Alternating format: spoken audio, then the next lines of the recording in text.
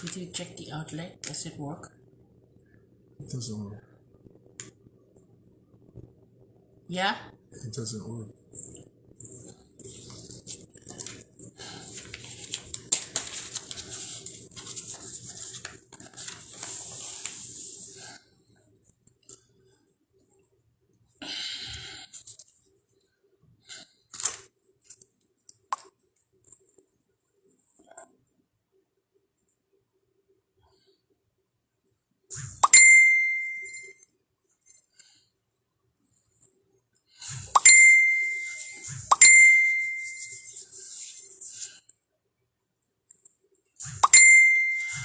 Koli ho whanga ngai whatap ko so nā whakika tā moau ai mō meniti koe ni ke whakahoko ai polokala makati na e toloi mai me hui ko o si ai patoa kropolo pea koe tupunga ni me whanga tā maki na toi hange ko whakahutua. But anyway, o ku sahe tai mini pa ko whakahoko te kati ko yami a pini pe. Ai ako tui ko si mateu teo kau tak chapter mo langa he lok ngawe e hongo fulu mo ngahirisi hono katoa ko uhinga ke teu ai kati ko ni kaki mo ia ko whamalo ke tamai he wani he ofa mo tau hao une whak mama te tau si mai mo minute ko ni bea ko kamata ke whakaosi atu ai toi pe ngahi aho si pea maliwa te tauni ka hoko mai e wafe ua pa koutu i utoton ke tauhanga tānaki mo fua i hame a fua e tau whahinga whakawhiangainga ngawe na tau whakahoko e wafe ua taha ko hai o ku iahanga hele soni ke ako pe o ngai mea ke whalelei ka koia ko whamalo atu ke teki mo tolo no katoa pa koutu i koe polokalama kati pa koe polokalama ngawe whakaosi eni i he tauni a patoa kropolo pe toki hoko ke tau fo'ou ko ia ko whakamalo atu ai mihi lahi taha o au ke si taha pa ko whakamalo atu ka teki mo tolo ko toa pe tonga na muwala ni mamai e ngahi ngawe ko toa pe kropolo na e whakahoko o kui kai iai halea e tau mo au ke whai atu e whakamalo ko ia ka ko atu am hukuloto pe moe Happy New Year e teki mo tolu i ngahi ahosi te tau maa usia. O koutui whapapau na e iai ngai polokalama mo palani ngawe a pini ka ne hoko o tono no ko tupunga me he more a pure anga pea ihe na iai e whetuku aki mo pure anga pa ne hoko o tau me ngai palani ngawe ko kotoa pe pea mau whakakaukau mo kau taki kurupu toko lahi pea moe kau tamai tonga nā mausai ke tau ki lou ka rea ke osi ai pure anga koe ni pe to hiuma pure anga fo'ou na lava ke hoko ai tau ngawe o no langa whanua. Pa koutui o ku hoko mai pure anga koe ni o ku tuha pa tau pea mohota vai pa tau mo e talanga ngawe pa koutui te nau tokoni lahi ke langa whanua he koutui koe mea mahu inga ke ilo he tāko toa neonga ngai tui ke he ka koe tonga tau tōna. Pea tau whakaamu ai lelei taha ke whanua. O kai kia tahai aku ne whakaamu ha kovi ke whanua. Koe mea e kou tau osi lo i matai bau tau osi hai he whai ngahi lea mo ngahi tō o ngau tai tau. Koe uhinga pe koe tau kai ke tau sa ia he ngahi taki whanua aki nau tolo ko angia ngahi mawhai ke nau toka ngai aki tau tolo. Tau te fito ni ke mea koe masiva. Ka bau lava pe masiva ia langa masiva. Koe mea ka ta ofi hai kau mawhai. O lava pe masiva ia langa ai masiva. Ka bau lava pe masiva whaka ako e masiva. Ka bau lava pe masiva ia langa whare masiva. Koe mea ka ta ofi hai kau mawhai. Ka ilonga kau mawhai tui whaka te volo. Te nau lava, te nau hanga ta ofi. Ai ngahi ngawe lei koni tau whai ke whanua. Ko ia ko ata e pōpuaki i whamalo, pa moe talamonu ke tauhanga maina ka teki nau tolko toa pe, na nau kau mai he ngawe a kropolo. Whaka ose tauni ko tui o koe ngai parparema, tau te fito ke mea whaka ekonomika, o ku huki tonu he wakani, pa neongo ia koe be ngai kakai lahi au pito, kau atoa i moau, ono whaihanga i parani ngawe ke lava ke langa, pa ke lava ke tekei, ai loa o mea whaka ekonomika o ku lotonga huki he waka oe patoa kropolo. Pako utui ko ne kamata e tau kaha uko ngai tau ngawe le reia, ke tau hoko ate tau lava ke tau toi whanga o whaava mai bea moe ngahi society ke lava ke toi tuu, ma lava kapau e hoko ai pe, a hona fotuu ai credit union ne whaamu ki ai, koutui pe na lava he pureanga o Sawaleni o make it happen, e koutui koe ngā ue le leien ke whanua, e kai ngata pe, e maulalo katoe taha pe whanua, ke lava ke iai haane panke bea ana pe ko haane financial institution pe ai kakai ke lava ke tokoni ke whanua bea moe masiva pa ke langa hake ai whanua. Ko ia o kou pehe whamalo mo honga mo oni pe me dea mo family a tala monua ka teki mo tolu ne onko ose Christmasi tau hanga nake a tuen ka tau fo pe a moha tau ngā ue hano whaka ose tau ni. Ko ia kou whamalo a toi ka teki mo tolu pa kou whemau ke o ate whanongonongo ko ni ki tongana ilonga taha ku iai hane me akai tala futuna tau te whita ki tala futuna pe a mo a manioke ngenga o whemau ke utamai he kroporopa o whemau ke whao whi kondeina ko iai tonga o whemau ke o mai pe a mohaika ko ia te mautoki whanongonongo atu. O iai pe a mo whemau ai kawa ke o mai ko koi kuaha o whemau ai kawa ke whatau mai o whemau ai kawa ko ia ke o mai mo ia. Pe o ki ai mo umea whakatonga o whemau ke whakatau mei tongana so ko mo tolu. O ki ai ho mo ngahi umea koe ni mei tongana ke mo whetutaki mai i osipea prokalama koe ni. Pa koe ia o ku pehe a e ku talanoa te utoki hanga o whamaapo opo whai palani ngā ua e kroporo tuku hake ki olunga. Pa koutui e whiawhia lai apita o Kamerik pa moene kau minista e ala nima te mawhaiat me murini ke tokoni ki honolanga pure anga. Pako ku kore pe ke tuku mua e sio ake mata o e loto kovi mo tau whia ka tuku ange he koe ka tahaya e iloa hen. Ko mea pe kumau whai matau me murini ko whola nima pe mo tokoni at ki tongana he kuikai ke malawa o to'o ai ofa e whanua he mau he mai ki heni.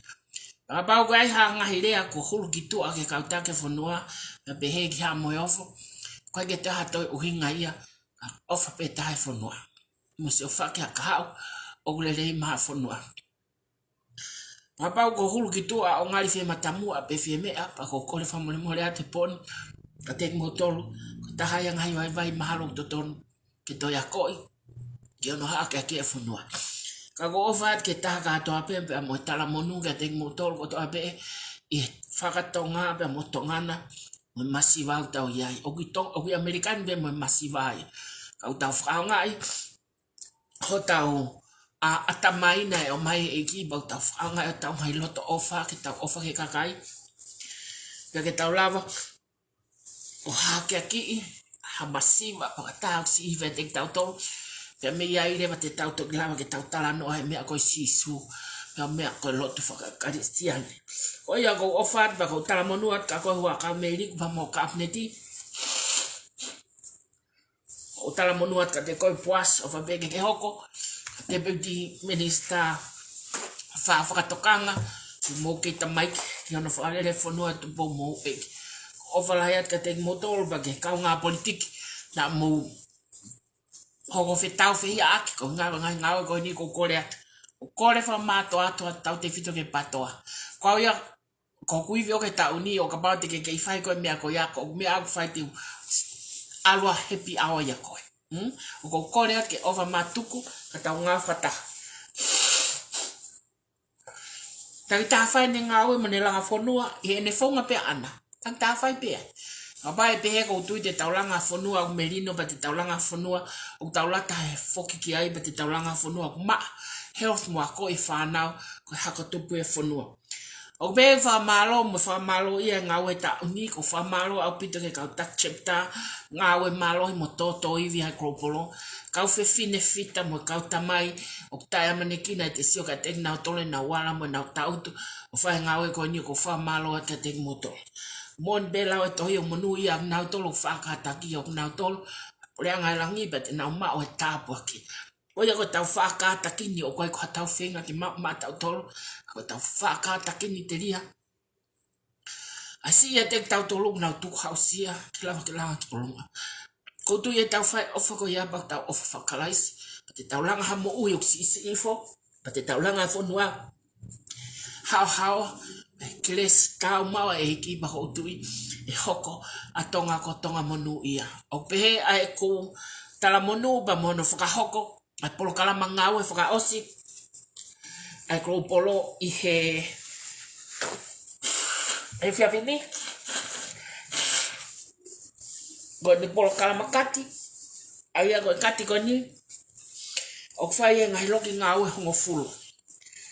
Pako ne osi ko ni o fasia sao mo le seri ba te toki hanga fotu e ngai loki ngau e Australia o ngai loki ngau e New Zealand ke tana ki mai ke ngai loki ngau e Amerikani pe ene pehe te tawala whakataha e ua fe ua pa kai ke ngai ngau e kula pa kai ngau e kusi i pako e mea whaka ekonomika o talaki mo e tupe ko ki mea refu pe office pa i bebe osi ko ia pehe a whahinga ia koe miliona fiha mo miliona fiha ko mea whakamana wahe te volo ikai ko i fo ia tau ngau e ke tau ke laini ko ia pako tawa o ke laini ko ia tau hongo tau hangea kau milionia wa o ke ai iwe tonga ko ia o te motu atamaki o te mosio motolo kwa mea koko ka mea koko kaka ne ose poni te hanga whao ngai lok ngau e Australia nima ngai lok ngau e New Zealand nima pa me ai e tānaki mai ke hongo fulo Amerikani o lava lewa loki ngau e wanoa e malo pe kaka ke tolu noa pa me ai lewa te tau lava whai ngau e lahi au pito e tau fo ke lava ke tokoni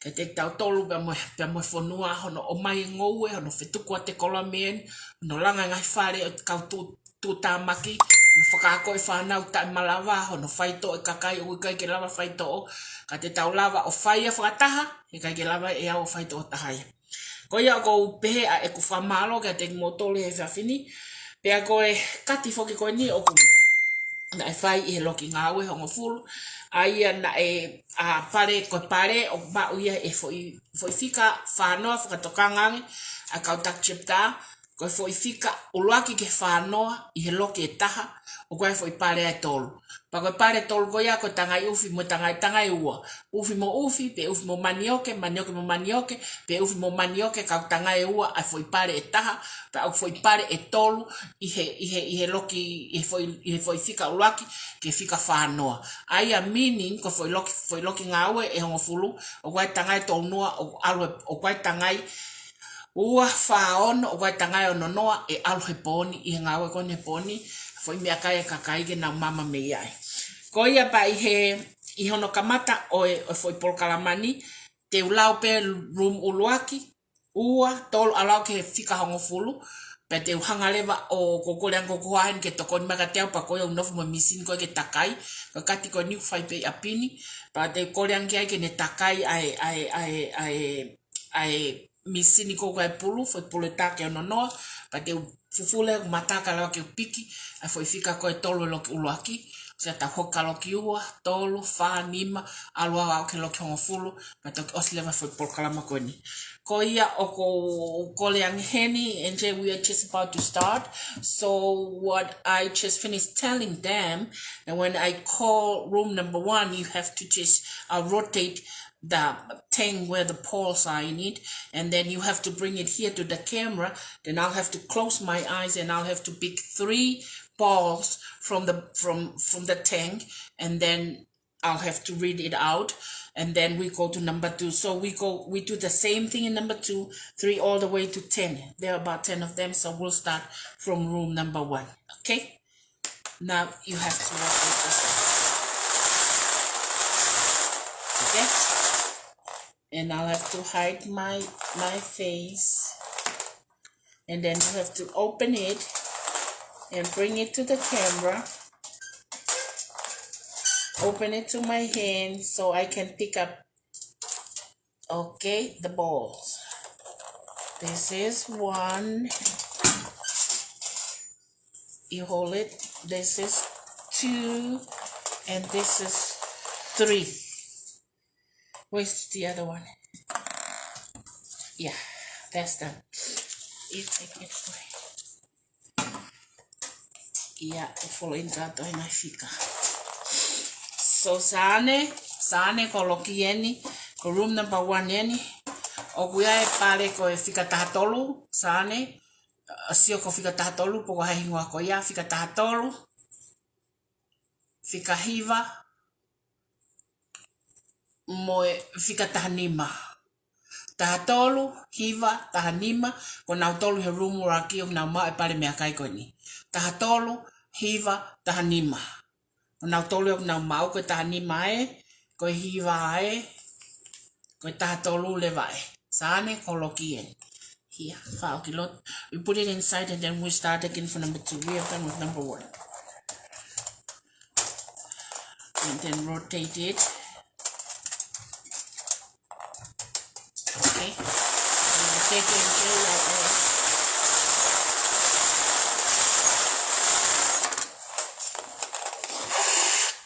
okay. Osi, e o mai le magatea ke toho pulu e tolu.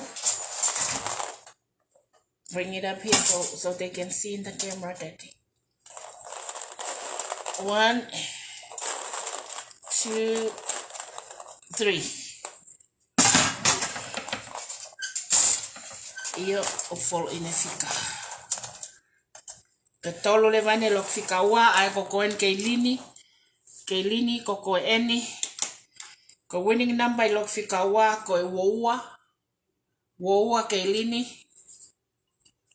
Wahiva keilini. Pe mo fitu keilini. Woua wahiva pe mo fitu.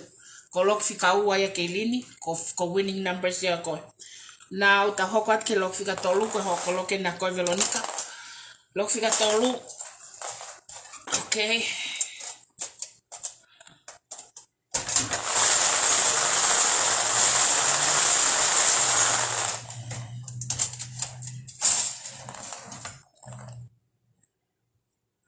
Lok fika tolu, taha, ua, tolu.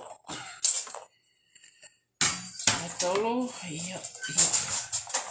Lok fika tolu, koko en Veronica. Veronica, waono, wataha, wavalu. Waono, wataha, wavalu. Koloki ako Veronica. Waono, wataha, wavalu. Kaho katen ke lok fika fa, koloki ako le sieri. Loki ako le sieri.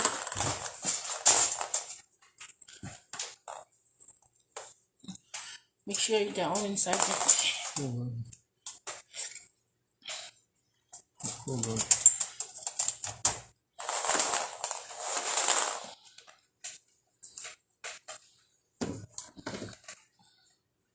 Okay. Okay. Kata hokon ke loki ko le seli, ko le sel lok fika fa.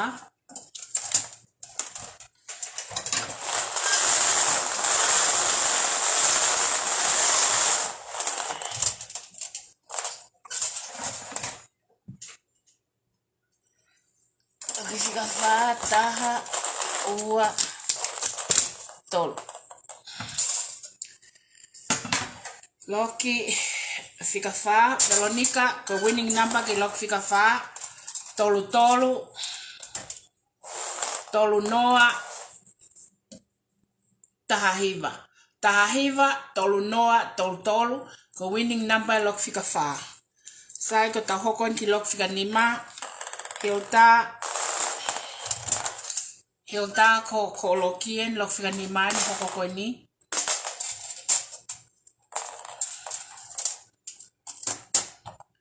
Nima.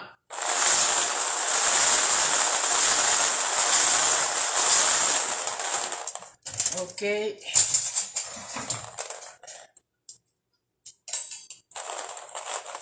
Taha. Ua. Tolu. Ko tolu leva eni. Ko Hilda. Ma o fika tapu tolu hiva. Ua nima. Tahafa. Tahafa, wanima, toluhiva, kokoi Hilda. Tahoko en kilok fikano.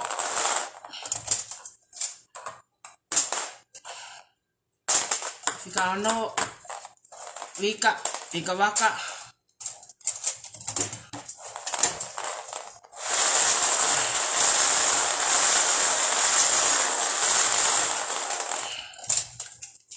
Kano.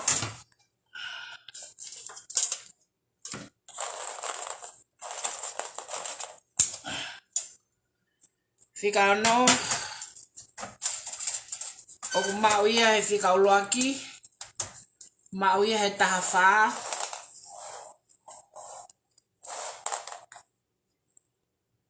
Be oku mauia he fika uoua. Number 22.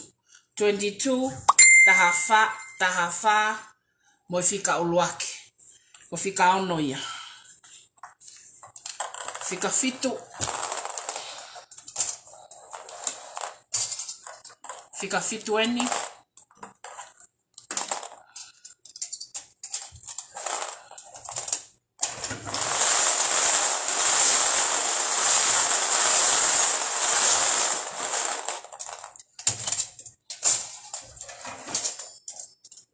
Fitu taha ua tolo. Loki fika fitu mauia taha ono wafa taha fitu. Taha ono taha fitu wafa. Taha ono taha fitu wafa kalau fika fitu ia. Kalau lagi loki fika valo, kalau fika valo eni ko siato ia kalau fika valo, siato mo fandongo mai ko mo tangai miakai eni tol. Siato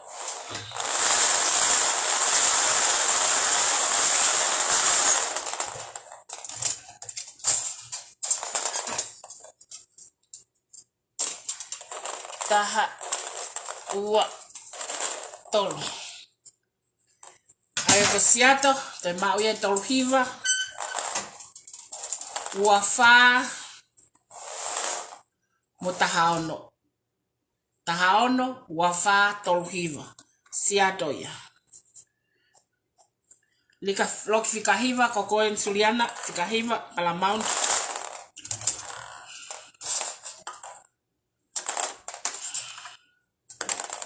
Rotate it.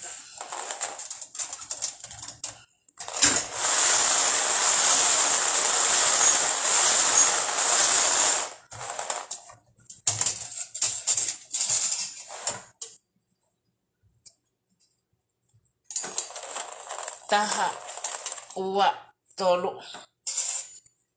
Suliana ko fika tolo hiva ipe. Ua valo. Tolo hiva ua valo. Ko Suliana ia. Fika hongo fulu leva. Hongo fulu eni sane mo keilini mo oto ko fika hongo fulu eni. Make it.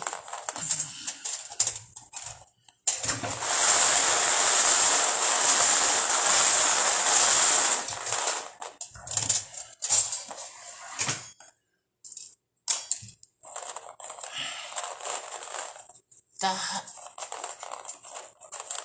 ua tolo. Fika hongo fulu. O mauia fika hongo fulu. Pia kumawe fika tol noa. Pia moa ua fitu. Hongo fulu, tol noa, ua fitu. Ko loko awe fika hongo fulu ia. Ko ne osia kati ke poni. Aia ko mea levaya mo tolu kau takulupu. Ko mohu, ko moulo ngailok ngawe. O pousi ai, o even pousi heni. Ko mohu, ko mou ngailok ngawe. O pousi, thank you so much, Dad. We're done. O mohu ko mo ngailok ngawe o pose ngai fika ko winningi ke lava kakai na sio mai ki ai ko na tolu winningi sai ko ngai fika ko ai ko foi pale tolu ai foi loketa na ko foi pale tolu ko ya foi tangai ufie ua oa tangai manioke ua oa tangai ufi mo tangai manioke ka au tangai ua ai au tangai ono foi pale ai loki ko ia mutoki lava nge ki Stockton ha mo fai ngamalie o mo wange o piki mai ho mo kati me yai pe ko hai o ku ne wini ho mo homo ai pale koe ke poni pea ko mo tolu na e yai homo mea na tuku e IC ka na e ke lava to ki tu ai to tupunga me to mo fuike ko os fa ma po po IC pa ko os lava tu falele you guys mo ha pick up homo ngahi pale me lulu ko osi mo lulu ko ni o fa malo ata ka te mo tolu ko lulu leva hoko mai e maliu leva lulu o kamata leva I he tau fo o e every other week e kai ke to fai every week ka every other week aya ko every other week e kamata aho hiva pa ko lulu ko ya ko siweli o sio ki siweli ko tui ko ngai pe ao I made all of them so ko siweli le vai lava ke ngahi o mo tolgo manako ke tui ngai me a siweli mo me ga to ko ya te mo mai leva I fai kati e aho hiva ka osko e to whakahu ke ngai lok ngawe whataki ai pe e hala rewa he wike koe hoko, e kati rewa he wike hoko mai koe umea whakatonga lai au pito ia, o ulotonga teu he kau whiwhine I Amerikani, pe mo ngai kato teu o whi aia koe aho hiva koe aho toa pule lulu koe kati, e whoki rewa whai, e po toa pule lulu koe toa pe. Aia koe aho hiva koe aho toa pule lulu hiva, o ngofuru ta taha tahaua, pe mo fitu o taha hiva, pe koe kati hoko mai rewa e whai ahua tolu. So koe kati hoko mai, koe kati e whai aho hiva, pa moe ahua tolu e every other week, ai kati he kai ke toe, e kai ke toe whai whakawiki he kou hanga o lawei ai whi amo kaki mo taktaha whi mau, neonge nau homo sa ia ngai kolo au tuku atu, ka mo whi mau ai ngahi senit ke tokoni ko mo ngai family. Ko ia ko whakamalo atu au pito ka te motol, mo manatu iai pētau whakataha I he weekendi, whataha lahi kātoa ai teu ke hoko atu ke tau fōu ke ngai ngawe ko tau whakahoko, pia mohono totongi ai seniti, ai kakai he tupeu kamata, hono whai ngawe ko ni neongo ku os kamata ia. Ko ia ko whamalo atu ke lava por kalama he poni, pa ko tui te tau toi whemataki, I taim ta tau I he aho hiva, o a sanuari ki ha polokala makati te e lava peke pose ngai siweri whaafu ofa o ngahi en me ngai maka koloa real natural stone o koe ke ngahi ma fake one so o totonu ke mo mamata ke ai mo tolu manako teu e kou tui te musa ia au pito I he ngahi koloa siweri koe ni e lava tuku ate aho hiva e kamata pe ia me ne osi kamata pe osi he weekend lava rea ke tuku ate ke mo mamata ki ai. Oia ko whakamalo atu, ka mo poulia. Good night, everyone.